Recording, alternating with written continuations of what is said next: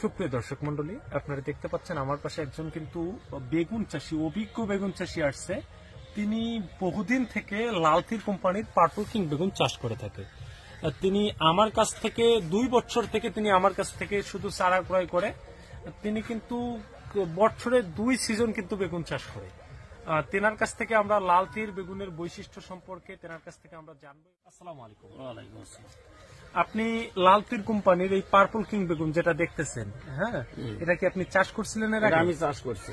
এটা চাষ করছেন? হ্যাঁ, চাষ করছি। এটার ফলন কেমন আসে? এটার ফলন ভালো আসে, খুব ভালো। বেগুনটাও মোটা হয়। বেগুনটা এখানে যেমন চিকন দেখা যায়, কিন্তু চিকনটা কম হয়, এর চাইতে জমি ভালো হলে কিন্তু বেগুন মোটা হয়। গাছ থেকে গাছের দূরত্ব কতটুকু ডিস্টেন্ট ফাঁকটা দিয়ে? ফাঁকটা দিয়ে 2 হাত, এপাশে 2 হাত, এপাশে 2 হাত, মানে স্কোয়ার ভাবে। সুপ্রিয় স্কোয়ার ভাবে দর্শক 2 হাত, মন্ডলী, 2 হাত। তিনি কিন্তু স্কোয়ার ভাবে গাছ থেকে গাছের দূরত্ব কিন্তু 2 হাত ব্যবহার করে। তাতে কি গাছে কি আপনি কি খুঁটি ব্যবহার করেন?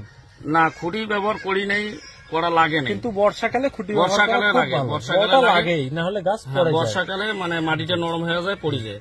আমার এখান থেকে তিনি কিন্তু দীর্ঘ 2 বছর থেকে তিনি কিন্তু বেগুন নিয়ে চারা নিয়ে কিন্তু চাষ করতেছে। বেগুনের চারাগুলোর আপনারা দেখতে পাচ্ছেন, বেগুনের চারাগুলোর পর্যাপ্ত পরিমাণ কিন্তু শিকড়। হ্যাঁ, আপনাদের যাদের সবজি চারা প্রয়োজন তারা দ্রুত আমাদের সাথে যোগাযোগ করুন। সবাইকে অসংখ্য ধন্যবাদ। আসসালামু আলাইকুম।